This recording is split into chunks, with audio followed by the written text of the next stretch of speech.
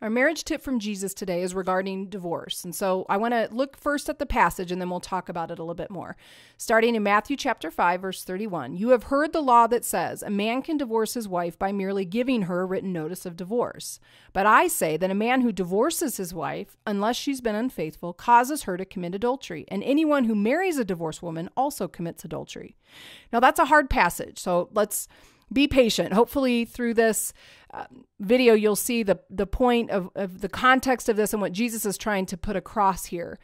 You know, the first question that you might have is, well, why is there a correlation between divorce and adultery? Why is that what Jesus is saying here?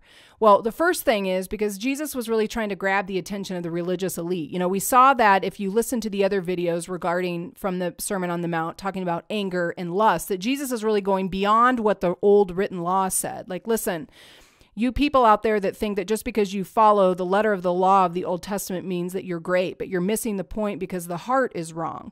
So really, the point of this passage is not the highlight of divorce. The point of it is what happened to your view of what marriage was meant to be, that God's intention for marriage was not for divorce to be the case. You know, the second thing is in the Jewish culture, divorce had become a fairly commonplace thing. You see that in the context when Jesus is saying, you know, all that it was required was for you to just write a notice of divorce to your wife and then you could move on to somebody else. That it had become a very commonplace thing, that divorce had become just kind of part of society. And again, what Jesus is saying is, that isn't the point. So he's using adultery as this word that kind of offends and grabs your attention to say, you know, listen, guys, just because you've allowed it to be that you can write this written notice and be divorced doesn't mean that's what honors God. The third thing is faithfulness to God and to marriage had been traded for selfishness and infidelity. Again, getting to the heart of the matter that people had totally lost sight of what God's intention was for marriage. Now, let me be clear. What this is not about. This video is not about condemning those who are already divorced. It's not about arguing over the grounds for when divorce is okay and when it's not. And it's not assigning labels to those who are divorced and remarried. I don't want you to think that. That's not the point of this. That's not the spirit in which I'm sharing this information. What I am drawing attention to, what is the point of this, is first to respect the vows you've made to your spouse. I mean, that's the important thing here. Is what Jesus is getting at is, marriage is supposed to be a sacred promise, sacred vows that we make to one person once in our life. Now, I know circumstances happen in life, and then there are things that happen, and you may be listening to this as a divorced person, and you can't go back and change that particular piece.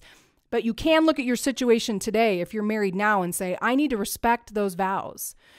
You know, the attitude needs to be, the point needs to be to seek to save your marriage rather than throw it away, not to let divorce to be something that's in your vocabulary, that divorce is really not a viable option if you want to honor God with your life. Because again, like I said, God's intention for marriage was for a husband and wife, what we saw in Genesis chapter 2, that they become one and that they're bound together. They're not to be thrown apart. They're not supposed to be ripped apart by divorce. And the third point is have a heart that wants to honor God and that you're not looking for loopholes. So if you're in a hard time in your marriage and you're not getting along, the heart that honors God is not saying, well, do I have grounds for divorce? Is that okay? You know, what does the Bible really say about divorce? But your heart attitude should be, God's design for marriage was for two people once in their lifetime, and that when you fall on hard times, that you work to create a healthy marriage, that you don't look for ways to get out. So I know that this was kind of a harder topic today. My challenge is, as a couple, ask these questions of one another in the talk about it section. I think it'll really create some good conversation and really help you guys evaluate how you view marriage, how you view your own marriage, and maybe how your past relationships or perhaps broken marriages, how, you know, that has affected you and what you can do moving forward today in the relationship you're in now to honor God.